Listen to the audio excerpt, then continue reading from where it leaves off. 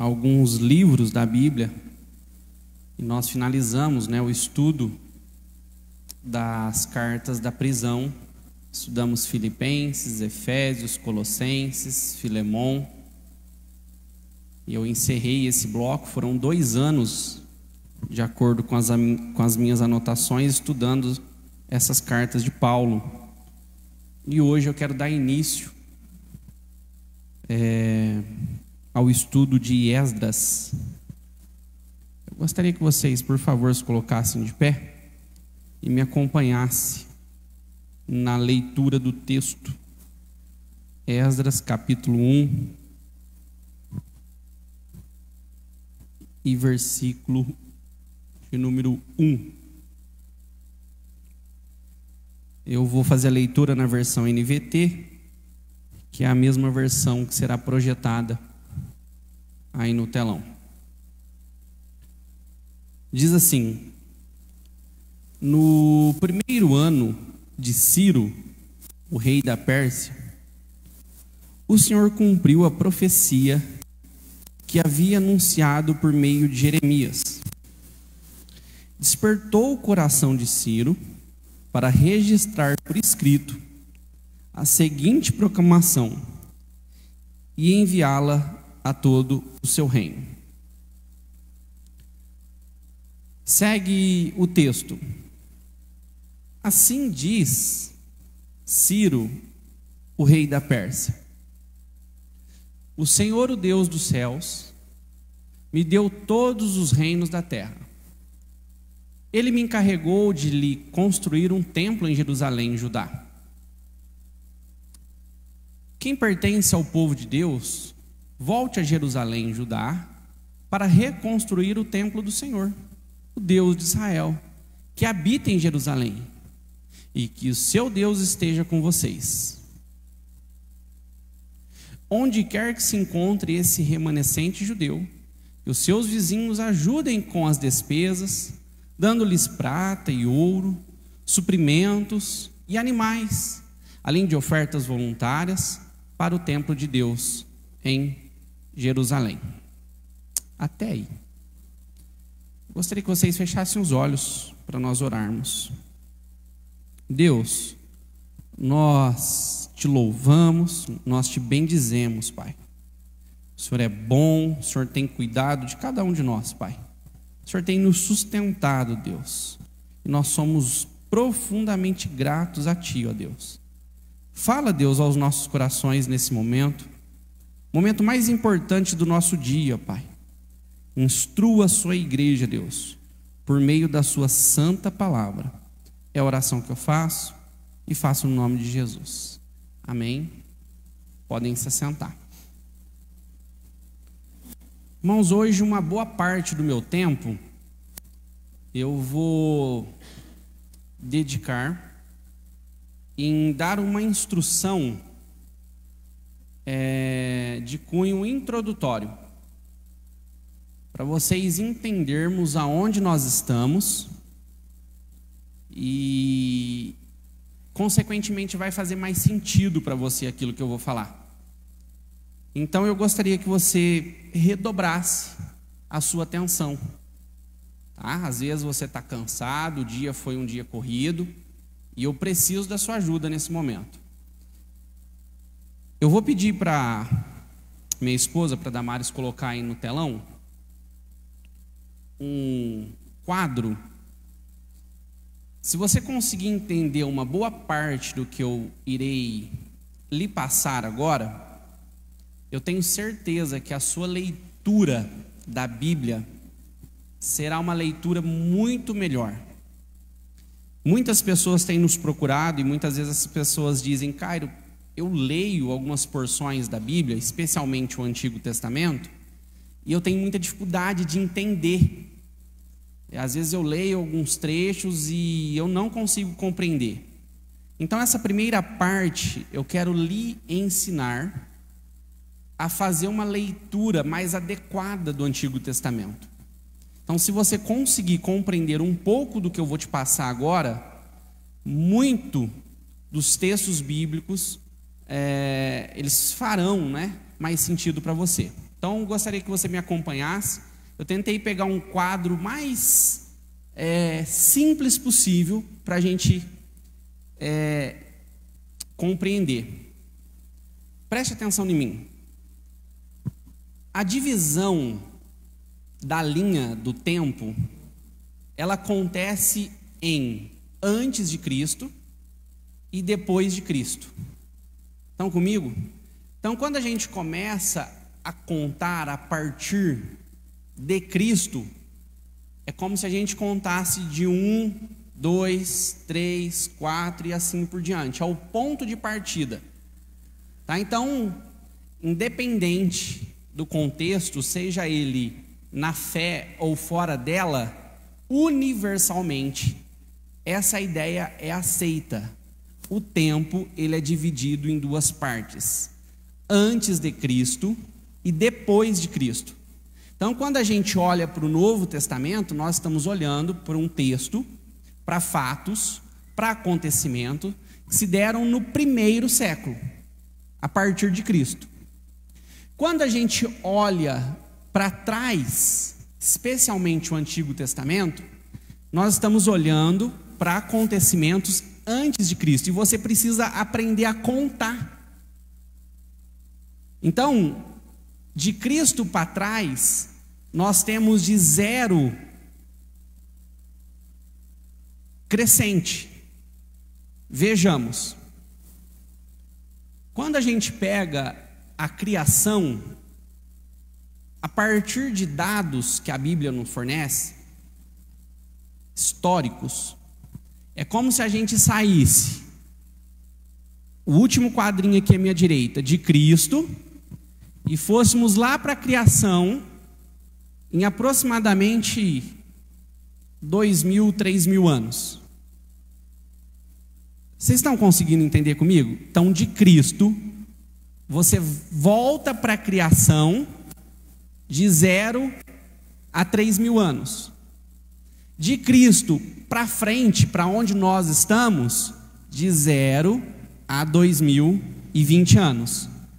Estão comigo, gente? É muito importante que vocês tenham isso claro.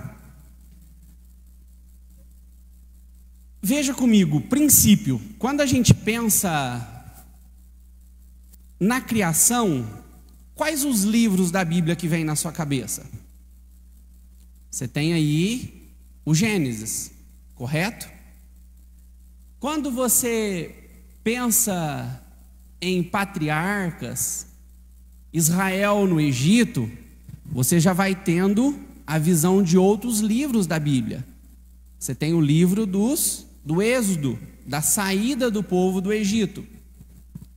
Depois você já tem o período que esse povo que saiu daqui, que está lá em Canaã, você tem outros livros que foram escritos nesse período. Então, quando você faz a leitura da sua Bíblia, ela não segue uma leitura cronológica, numa linha do tempo, como eu estou mostrando para vocês. Ela tem uma divisão diferente. E se nós não compreendermos essa linha do tempo, às vezes é mais difícil para você entender. Vou explicar para vocês, me acompanhem no raciocínio. Lá no período dos juízes, vamos começar por lá para ficar mais fácil.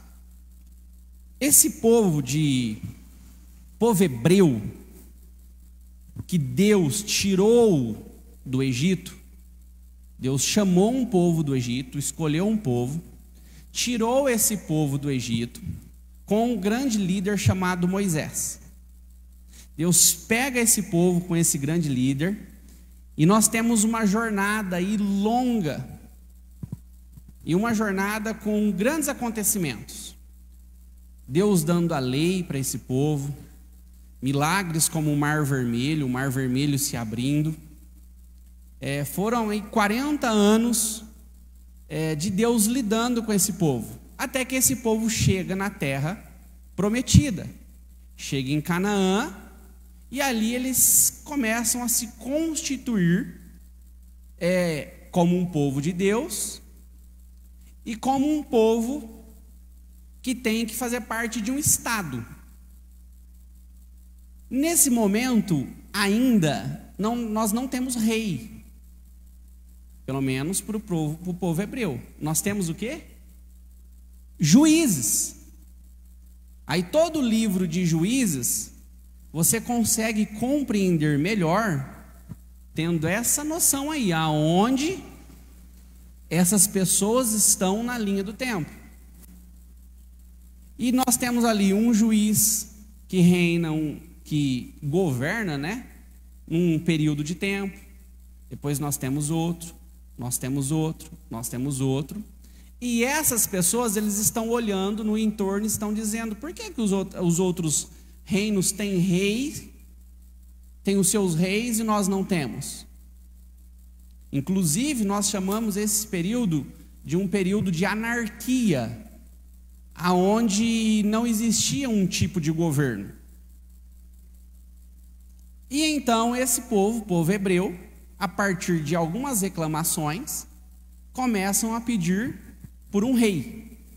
E eles começam a pedir por um rei.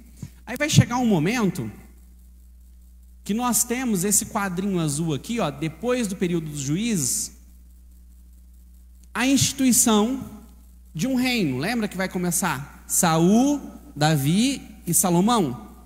Só que são reis que governam toda a nação.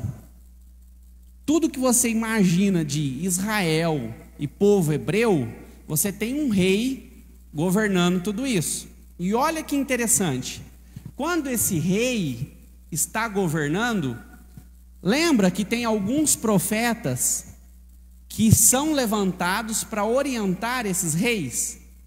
Então, quando você está lendo a história da Bíblia, de acordo com o que você tem nas mãos, você está lá num livro, Samuel, por exemplo, e os profetas na sua Bíblia não está lá depois dos Salmos.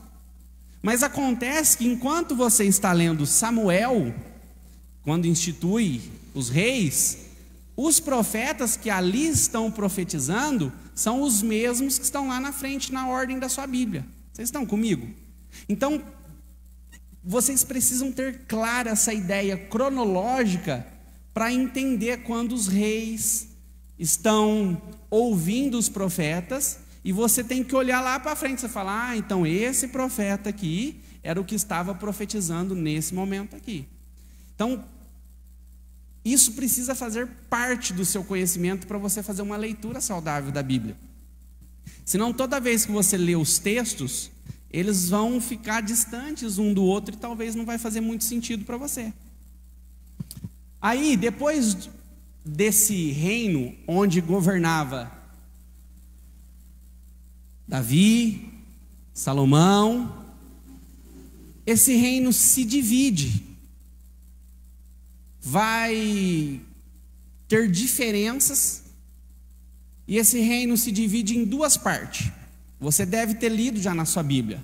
Uma parte nós chamamos de reino do norte, e a outra parte nós chamamos de reino do sul.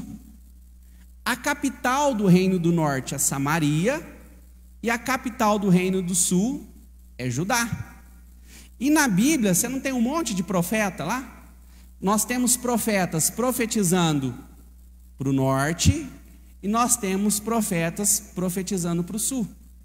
Para você entender exatamente o teor dessas profecias, você precisa entender quem estava reinando no norte e quem estava reinando no sul. Esse reino se divide e vida que segue. Aí nós temos reis governando o norte e nós temos reis governando o sul. Só que esses dois grupos, eles começam a falhar de maneira exagerada em relação a Deus. Eles começam a pecar, eles começam a adorar outros deuses, eles tiram o altar ao Deus Todo-Poderoso, o Deus da Bíblia, e começam a cultuar outros deuses. Aí os profetas vêm e falam: olha, se vocês não se converterem desse mau caminho, Deus vai agir com juízo. Então, em 722, o reino do norte, ele é destruído como parte de uma profecia de Deus. A Síria tem um governante chamado Senaqueribe. Ele invade o reino do norte em 722 e destrói o reino do norte. E fica somente o reino do sul. Não sei em qual parte está aí. Depois, o fim de Judá, nós temos o reino do sul, que também estava indo mal, não estavam adorando Deus, não estava cultuando Deus, estava falhando contra Deus. E através de algumas profecias, Deus então se utiliza de uma nação da Babilônia, governada por Nabucodonosor, vai e invade o reino de Judá, isso já em 1583, e destrói o reino de Judá. Diferente do primeiro reino, o reino de Samaria, esses de Judá são levados, lembram? Como escravos, exiliados para a Babilônia. São levados em 4 deportações, lembram? A primeira levam Daniel e os seus amigos, depois levam o rei Jeoaquim, e depois levam mais um grupo de pessoas, e no final mais um outro grupo de pessoas. Desculpa esse tanto de informação, mas eu preciso falar para vocês para fazer sentido. Se você tiver alguma dificuldade com isso, eu gostaria de me colocar à disposição de vocês para estudarmos isso junto, de forma que isso faça sentido para você. A sua leitura da Bíblia nunca mais será a mesma. Você vai ler e entender o que você está lendo. Tá bom? Depois nós temos o cativeiro da Babilônia. 70 anos no cativeiro. Depois de 70 anos, esse povo é liberto. E eles então retornam para Jerusalém, Judá. E lá eles têm que começar a vida tudo de novo. E é nesse momento da história que Esdras aparece. Então nós vamos falar desse momento da história. Veja que esse povo foi tirado do Egito. Esse povo teve uma experiência de 40 anos com Deus. Esse povo foi morar na terra prometida. Teve os seus desafios com juízes. Pediram um rei. Tiveram um rei, 2 reis, 3 reis. Depois tiveram um monte de reis. Nação dividida. Primeiro um cai em 722. O outro cai em 583. Deus agindo agora de maneira mais rigorosa com esse povo. Esse povo é levado cativo ao cativeiro babilônico, ficam lá por 70 anos, e agora eles voltam para começar a vida novamente do zero. E Esdras é a pessoa que Deus levanta para orientar essas pessoas a começarem a vida do zero. Beleza? Dadas essas informações, podem acender a luz, por favor. Irmãos, nós estamos nesse mês de outubro, conhecido como o mês da Reforma Protestante, né? Então, dia 31 de outubro é o dia, né, que nós então comemoramos a Reforma Protestante. E Deus me levou a estudar esse livro com vocês, o livro de Esdras. E Esdras foi o primeiro grande reformador. Ele foi alguém que reformou a nação de Israel em termos estruturais, físicos, e Esdras reformou esse povo em termos espirituais. Então essa palavra que eu vou trazer para vocês hoje, ela tem esse caráter na sua vida, de às vezes uma reforma espiritual. Certo? Você está com a sua Bíblia aberta? Se não estiver, acompanhe comigo, por favor. Irmãos, imagina esse povo cativo. Nabucodonosor foi, sitiou a cidade de Jerusalém, colocou um monte de gente, o seu exército, tudo em volta dessa cidade. No primeiro momento, ele seleciona os mais importantes. Nessa primeira seleção está Daniel e os seus 3 grandes amigos e outros importantes, e leva para a Babilônia. Depois ele leva o próprio rei Joaquim de Israel. Depois ele, numa terceira leva, ele leva mais um grupo de pessoas. Ezequiel vai nessa leva. Israel sofreu em todas as áreas. Essas pessoas sofreram muito. Primeiro, vamos lá, geograficamente.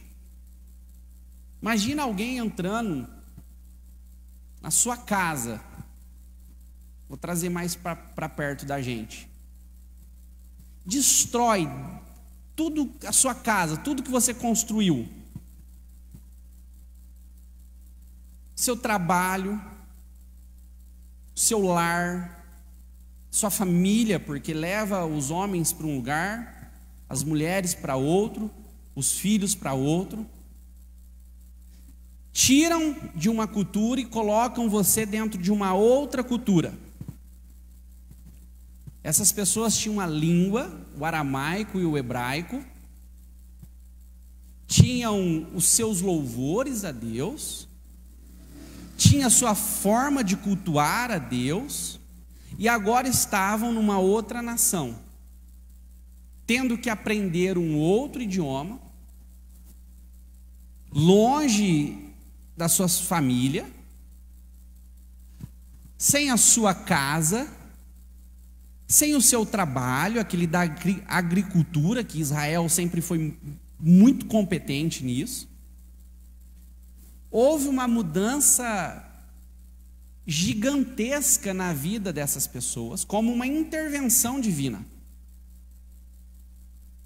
Deus, mais uma vez, na vida dessas pessoas, os colocou em uma situação difícil para tratar com esse povo. E Deus estava tratando de maneira dura com o Judá, o reino do sul. E as marcas foram marcas profundas.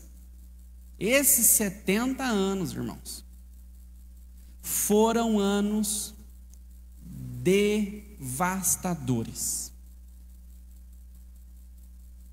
O exílio, ele deixou muito trauma na vida dessas pessoas. Veja comigo, por favor, o Salmo 137.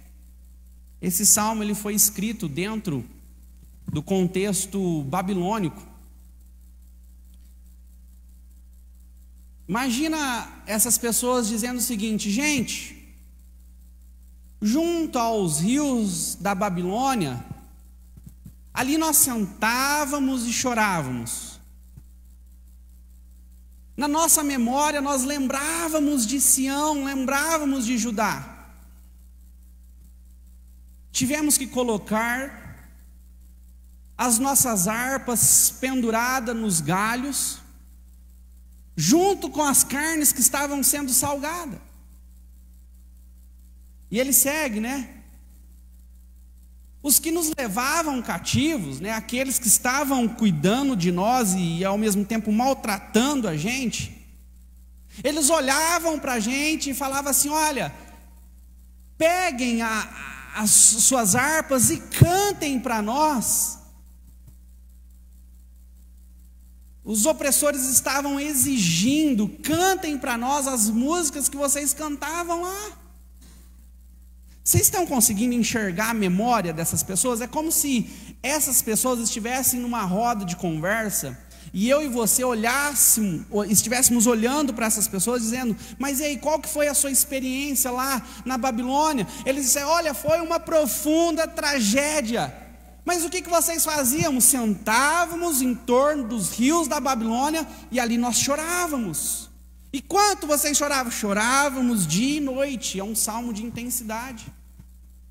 Mas e as suas harpas, o que vocês faziam? Elas ficavam penduradas. Lá nós não podíamos adorar o Deus de Israel. E ainda assim os nossos opressores vinham até nós e falavam: olha, pegue os seus instrumentos e cantem para nós as músicas que vocês cantavam lá.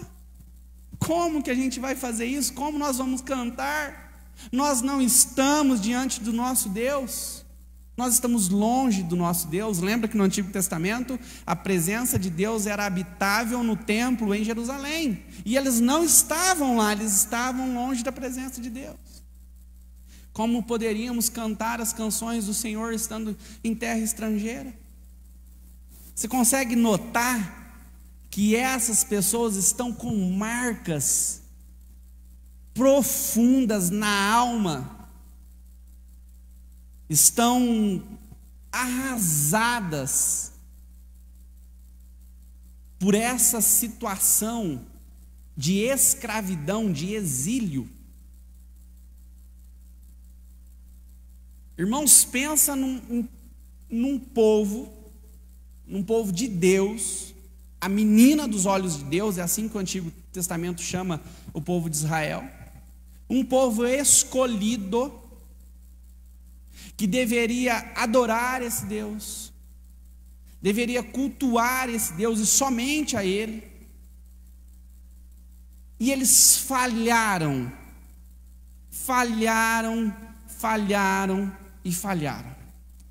E Deus levantou os profetas pré-exílios, que vieram antes desses 70 anos, para alertar esse povo. Leia os profetas maiores.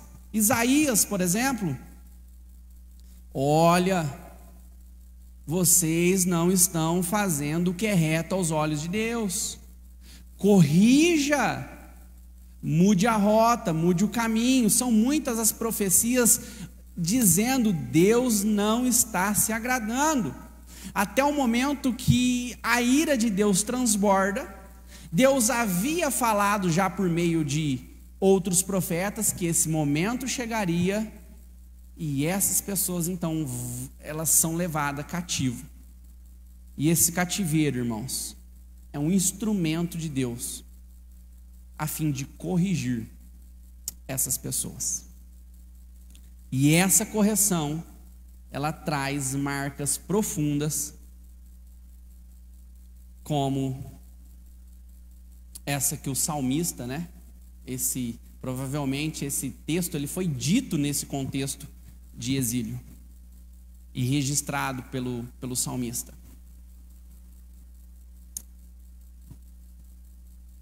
Irmãos, que tristeza! Imagina o seu nome mudado. Quem que lembra do nome aí? Daniel, Misael, Ananias e Azarias. Lembram? Nome da terra de Judá. Agora eles são levados para a Babilônia. Sadraque, Mesaque e Abednego. Então veja que as interferências foram interferências geográficas, não estavam mais na sua terra. Sofreram interferências culturais, idioma, nome, atividade, e a principal interferência espiritual. Daniel tinha que se dobrar diante de quem? Daniel, Sadraque, Mesaque e Abednego deveriam cultuar a quem? Não era a estátua do Nabucodonosor? Então, na verdade, a Babilônia tinha 1 milhão de deuses a serem cultuados. Então agora eles tinham que adorar outros deuses, eles tinham que cantar para outros deuses. Então essas pessoas, irmãos, elas estão sendo tratadas em todas as áreas da vida. Todas as áreas da vida. Pensando nessa informação e dando um salto para os nossos dias,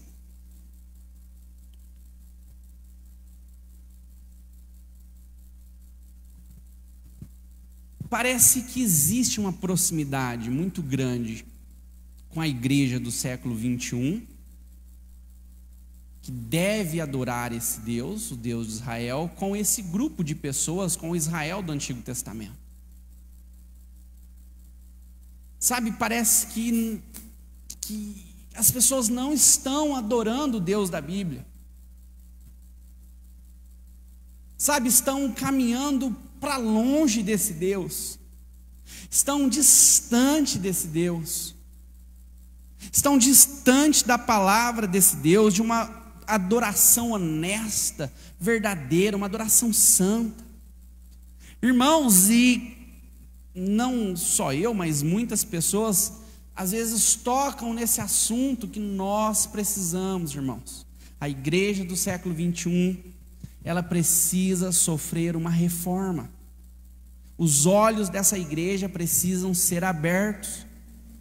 Essa igreja precisa abrir mão dos ídolos que em grande medida tem seguido aí fora e voltar unicamente ao Deus da Bíblia. Vocês estão comigo no raciocínio?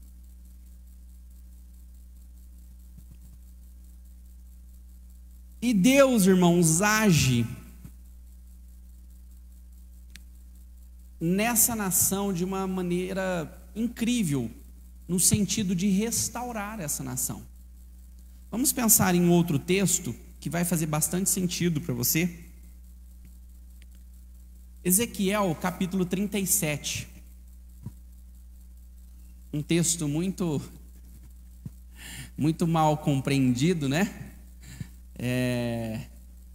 Esse é aquele texto que fala sobre o Vale dos Ossos Secos, né? Você já deve ter ouvido e visto muito panfleto de campanha, né?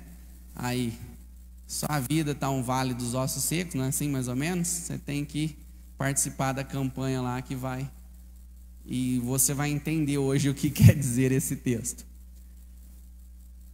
Se você pudesse sobrevoar, se Deus lhe desse a graça, se é que é uma graça, né? De voltar lá em 583 antes de Cristo, e lhe desse a possibilidade de enxergar, pastor Alan, de ver Nabucodonosor e Babilônia como opressor em relação ao povo de Israel. Você tivesse possibilidade de andar, de visualizar, e se alguém perguntasse para você assim: descreva para mim o que você viu, o que você descreveria? O que você escreveria ali? Qual é a imagem que você teria? Ezequiel teve uma imagem, eu acho que foi a mais assertiva possível. A mão do Senhor veio sobre mim, e o Espírito do Senhor me levou a um vale cheio de ossos. Ele me conduziu por entre os ossos que cobriam o fundo do vale, espalhados por toda parte, completamente secos. Então ele me perguntou: filho do homem, acaso esses ossos podem voltar a viver? Respondi: ó Senhor soberano, só tu sabes. O que Ezequiel estava vendo aqui? Deus levou ele para ver o quê? A nação de Judá que estava cativa. E a imagem que Ezequiel tem é o quê? De um povo morto, uma nação destruída, sem vida, porque Deus fala assim: você acha que pode voltar a viver? Você acha que esse povo um dia pode voltar a ter a vida que eles tinham no passado? Você acha que pode existir restauração para essa nação, Ezequiel? Você acha que pode ser restaurada a estrutura física daquela cidade? Será que um dia existe a possibilidade de voltar lá em Jerusalém e ver a cidade reconstruída, o templo reconstruído, um lugar para adorar a Deus? Será que pode um dia voltar lá nessa cidade, as casas estarem reconstruídas, as plantações estarem no seu devido lugar? As famílias todas ali felizes com seus filhos, será que isso pode acontecer novamente? E ele vai. Então ele me disse: profetize a estes ossos e diga: ossos secos, ouçam a palavra do Senhor.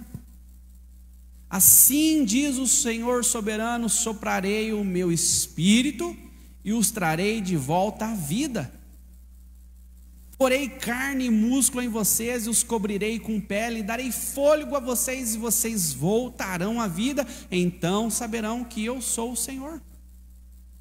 Assim anunciei essa mensagem como ele me havia ordenado, e de repente, enquanto eu profetizava, ouviu-se em todo o vale o barulho de ossos batendo uns contra os outros, e os ossos de cada corpo estavam se juntando. Então, enquanto eu observava, músculos e carne se formaram sobre os ossos, em seguida a pele se formou para cobrir os corpos, mas ainda não respiravam. Então ele me disse: filho do homem, profetize aos ventos, anuncie-lhes uma mensagem, diga: assim diz o Senhor soberano, ó fôlego, venha dos 4 ventos e sopre nesses corpos mortos para que voltem a viver. Anunciei a mensagem como ele me havia ordenado, e o Espírito entrou nos corpos, todos eles voltaram à vida e se levantaram e formavam um grande exército. Então ele me disse: filho do homem, esses ossos representam todo o povo de Israel. Anota na sua Bíblia, por favor, que esses ossos representam o povo de Israel, não representa a sua vitória necessariamente. Tornamo-nos ossos velhos e secos, não há mais esperança, nossa nação acabou. Portanto, profetize para eles e diga: assim diz o Senhor soberano, o meu povo, eu abrirei as sepulturas do exílio e os farei sair delas. Então os trarei de volta à terra de Israel. Irmãos, nesse contexto, talvez o mais difícil desse povo, havia uma palavra de Deus, aonde não havia mais esperança. Deus levanta um homem dentro do cativeiro, chamado Ezequiel, e fala: profetize a essas pessoas, a esse povo, a essa nação.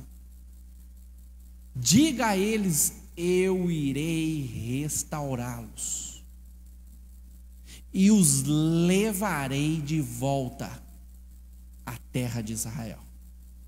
Amém? Quando isso acontecer, o meu povo, vocês saberão que eu sou o Senhor. Soprarei meu espírito em vocês e voltarão a viver. Eu os trarei de volta para a sua terra. Então saberão que eu sou o Senhor, falei e cumpri o que prometi. Sim, eu, o Senhor, falei. Amém, irmãos? Começou a fazer sentido para você aí toda a situação? Então esse povo tem uma palavra no coração de que algo grandioso relacionado a uma restauração vai acontecer, de que eles vão sair desse cativeiro e eles vão voltar para onde, irmãos? Para a terra de Israel, para Jerusalém. E lá eles vão poder fazer o quê? Cultuar a Deus, trabalhar, reconstruir os muros da cidade, reconstruir o templo. A vida, entre aspas, será restaurada, a vida vai voltar ao normal. Estão comigo? Agora a grande questão é: como isso vai acontecer? Qual é a forma que acontece? E abrindo um parênteses aqui, às vezes você está precisando de alguma reforma em alguma área da sua vida, e a grande questão é que a gente às vezes coloca para Deus mais ou menos uma forma que a gente acha que poderia ser, né? Se acontecer assim, beleza, né? E, irmãos, o império persa, que era um oponente ao império babilônico, ele estava crescendo de maneira rápida. E o filho de Nabucodonosor, porque Nabucodonosor já havia morrido, não notou esse crescimento. Quando ele percebeu, Ciro, com o seu exército, já estava fazendo o que, irmãos? Tomando a Babilônia. Ou seja, derrotou Nabucodonosor, derrotou o império de Nabucodonosor, e agora o império persa, e que manda em quase que tudo, se eu não me engano, 440 quilômetros geográfico agora, faz parte dos medo-persas. E o governo, nesse momento, é um camarada chamado Ciro. Abra sua Bíblia aí, Esdras capítulo 1. Agora sim vai fazer sentido. Vocês devem estar falando assim, o que esse cara está arrumando? No primeiro ano fala comigo todo mundo, ele é o quê? Um rei? A Pérsia. Agora Ciro é que está no poder. Ciro que está mandando em tudo. O Senhor cumpriu a profecia que havia anunciado por meio de Jeremias.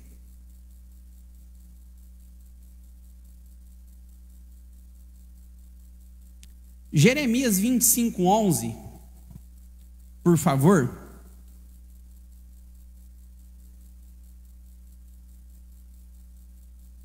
Essa terra inteira, se referindo à terra da Babilônia, se transformará em desolação e ruína. Israel e as nações vizinhas servirão ao rei da Babilônia durante quanto tempo? Jeremias havia falado o que ia acontecer. Seguindo. Então, esse povo que estava lá sabia disso. Quando terminarem os 70 anos do exílio, castigarei o rei e o povo da Babilônia por seus pecados, diz o Senhor. Transformarei a terra dos babilônios em ruínas para sempre. Farei sobre ele todos os terrores que prometi nesse livro, todos os castigos anunciados por Jeremias contra as nações. Muitas nações e muitos grandes reis escravizarão os babilônios, assim como eles escravizaram o meu povo. Eu os castigarei na mesma proporção do sofrimento que causaram com suas ações. Vocês têm noção do que a Babilônia causou no povo de Israel? Assim me disse o Senhor, o Deus de Israel: peguei da minha mão este cálice cheio de vinho da minha ira e faça que bebam dele todas as nações às quais eu enviar. Quando beberem, ficarão cambaleando, enlouquecidos por causa das guerras que enviarei contra eles. Então peguei o cálice da ira do Senhor e fiz todas as nações beberem dele, cada uma das nações às quais o Senhor me enviou. Fui a Jerusalém e as outras cidades de Judá, e seus reis oficiais beberam do cálice hoje. Não passam de ruína desolada, objeto de horror, desprezo e maldição. Ou seja, Jeremias já havia falado que depois de 70 anos eles seriam libertos. Voltando em Esdras capítulo 1, verso 1. O rei Ciro, que agora está no poder, irmãos, agora guarda isso no seu coração. É a palavra que tem que cravar no seu coração.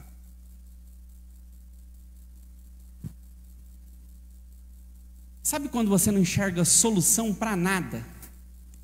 Você não enxerga saída, você não tem nada. Sabe quando você fala assim, daqui agora eu não sei para onde que eu vou? Não sei quantos de vocês já passaram por essa situação. Sabe quando você fala assim, não sei. Irmãos, Deus age na nossa vida em situações como essa de maneira providencial. Deus é a providência que nós precisamos nessas situações. Esse rei Ciro, irmãos, que teoricamente não tinha nada a ver com a coisa, ele escreve esse decreto aí, versículo 2. Assim diz Ciro, rei da Pérsia. Ele vai libertar essas pessoas que estão presas. O Senhor, o Deus dos céus, me deu todos os reinos da terra. Agora o persa está dominando tudo. E ele fala assim, ele me encarregou de lhe construir um templo em Jerusalém, em Judá. Quem pertence ao povo de Deus, faz o que, irmãos? Volte para... Ele está escrevendo essa carta, ela vai circular onde Babilônia foi devastada. Ela vai passar na mão de cada judeu. E vai estar dizendo assim, vocês agora, sabe o que vocês podem fazer? Vocês estão livres. Irmãos, pura providência de Deus. Uma nação ímpia, um rei ímpio, que foi utilizado como uma ferramenta nas mãos de Deus para libertar o seu povo. E essas pessoas agora estão livres, e elas vão voltar para a sua terra natal. E aí é que a história vai começar. Coloque-se de pé e vamos orar. Sendo assim, eu concluo da seguinte forma. Irmãos, Deus ele tem uma aliança com o seu povo. Você até pode quebrar essa aliança da sua parte. A gente quebra, na verdade. Mas ele não quebra a aliança dele com o seu povo. Todas as vezes que eu e você tivermos em apuros, ele vai continuar sendo fiel à aliança que ele fez com você. E ele vai lhe resgatar nas condições mais difíceis que você puder passar. Ele vai te tirar desse contexto. Ele vai abrir os seus olhos novamente. E você vai viver cheio de esperança. Ele fez isso. Nós estávamos dentro de um cativeiro, irmãos. Nós não tínhamos como nos livrar dele. E Deus, de maneira soberana, enviou o seu Filho, Jesus o Cristo, nos resgatou desse cativeiro, nos tirou das mãos do opressor, de trevas, e nos colocou no reino da luz. Deus tem cuidado de nós, irmãos. Deus está cuidando de você. Deus é fiel à aliança que Ele fez com o seu povo. Amém? Feche seus olhos. Deus, eu quero te louvar, eu quero te agradecer, Pai. Muito, Deus, muito obrigado por essa bondade, Pai, que o Senhor tem derramado, Deus, constantemente sobre o seu povo, Pai. Eu te louvo, Deus, eu te agradeço, Pai, porque com a sua mão poderosa o Senhor tem nos sustentado, o Senhor tem sustentado a sua igreja, Deus. Deus, provoca, Pai, em nós, Pai, essa reconstrução espiritual, Pai. Abra, Deus, os nossos olhos, Pai. É a oração que eu te peço, é a oração que eu te faço, Pai. Abençoa, cuida, Deus, de cada um dos meus irmãos que aqui está, Pai. Faça essa oração no nome de Jesus. Amém.